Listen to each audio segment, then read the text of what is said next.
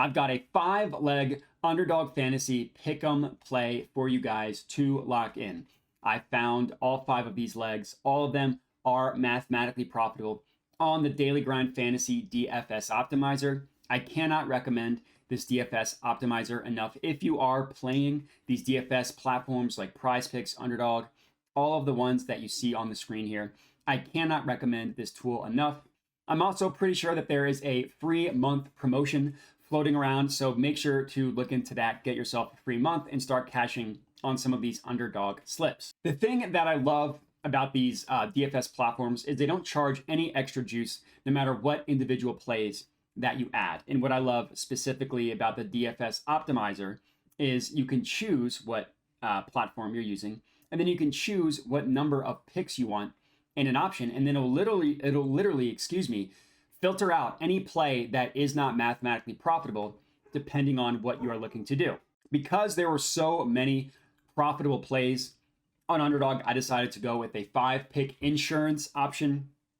This is the best bang for your buck. The implied odds per individual leg are at -120. So as long as you're above that number, above like the 54.5% mark, you're playing profitable player props on Underdog. So the first one that we're going to go ahead and lock in, and we can use this play to kind of talk through how to use the tool, is Jose Ramirez.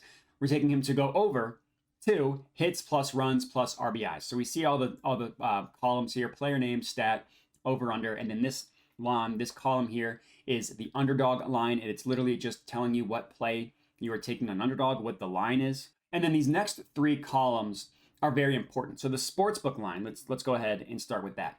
This column is telling you where the actual sportsbooks have this play priced. We're talking FanDuel, DraftKings, BetMGM, Caesars. Where do these actual sportsbooks price this play? In this case, they prices over under at 2.5. And they have, as we can see, the over priced at about even money. So basically, the logic is Underdog is offering this at 2. The sportsbooks are offering this at 2.5. Because the sportsbooks are offering it at a number above Prizepicks, the over becomes a play. And one thing I do want to highlight here is that the smaller the numbers that you're actually playing, right? The smaller the stats, the more meaningful the gap between Underdog or Prizepicks, whatever one you're using, and the sportsbooks, the more meaningful that gap becomes. For example, 2 to 2.5. That's a really big deal, right? Someone going from 2 to 3, that's like a third difference in terms of hits plus runs plus RBIs. That's a massive, massive deal. Now, if we're talking NFL and we're talking passing yards, Joe Burrow, let's hope that his calf is healthy, over under 300 passing yards versus over under 299.5. That's not that big of a deal because the chances he lands on exactly 300 are not that big. In this case, the chances that Jose Ramirez lands on exactly 2 or exactly 3 is very, very high based on how the odds are. So this is an example of a line discrepancy. You'll see that a lot when you're using the DFS optimizer. It's a really good way to find profitable plays, not only on the odds themselves, but actual lines. And then these last 2 columns, percent odds to hit, DGF logo. So basically DGF calculates what they deem to be the true line of a market and then converts that to a percent. So in this case, DGF calculates Jose Ramirez over 2 to be priced at -155. That converts to a winning percentage of above 56%, obviously well above the 54.5 mark that we need to get at to make sure that this is a profitable play. So that's play number 1, Jose Ramirez over 2 hits, runs, RBIs. Next up, this is our esports play. We're taking ZZK to go over 2 map 1 kills. So it's actually very similar logic why this is a play when also compared to the Jose Ramirez one. Underdog has his stat at 2. The sportsbook line has this at 2.5, so the over becomes a play. So one lesson here, don't just stick to sports that you know. Esports, I'm sure you've seen this if you've been following DGF on the social medias. It can be very, very profitable on these DFS platforms because, NFL markets are they get so much action that they're so insanely tight that it's hard to find value. Sports like esports does not see as much action. Therefore, the sharp sportsbooks have an edge bigger than they would on an NFL play. So, like I said, don't limit yourself to only sports that you know. In this case, DGF calculates the true line of this to be a -152, win percentage of 55.75%. Good to go there. This third play is the same exact logic, so I don't want to spend too much time on it. It's Max Kepler over 2 hits plus runs plus RBIs. The sportsbook line has it at 2.5.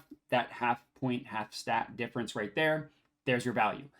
DGF calculates this to be at minus 148 with roughly a 55.5% winning percentage. Next up, our fourth play for this slip is another esports play. We're taking Aegis to go under 4.5 map 1 kills. So this logic is obviously very similar. Sportsbook has it at 3.5. The difference here is that we're taking it under, and it's not going from 2 to 2.5. In this case, there's a full stat difference, 4.5 to 3.5. So it's the same thing. The chances that he lands at exactly 4 is very high because of how low these numbers are. So if that happens, if this player, this esports player, lands at exactly 4 map 1 kills, guess what? We cash our underdog play. In every other sportsbook, you would not cash the under, obviously, because you would have gone over. So again, how low these plays get, how low these stats get, the difference between them can become very, very meaningful.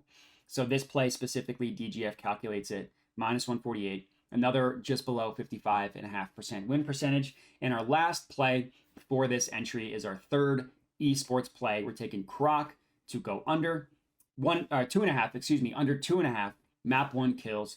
Again, the logic is the same. It's a DFS line discrepancy. That's what this button selected means. We are taking under 2.5. The sports books have it at 1.5. That's obviously a massive, massive difference going from 2.5 to 1.5 because of how low these plays are, these stats are. DGF calculates it at minus 148, win percentage of 55.4%. And there you have it, 5 plays to take on underdog that are mathematically profitable. If you play enough of these plays, enough of these entries with plays like this that are mathematically profitable, I'm confident you will be a profitable DFS player in the long run. And that's all I got. So appreciate you guys watching. Make sure to subscribe to the DGF YouTube channel if you're not already. Appreciate you guys for watching and have a good one.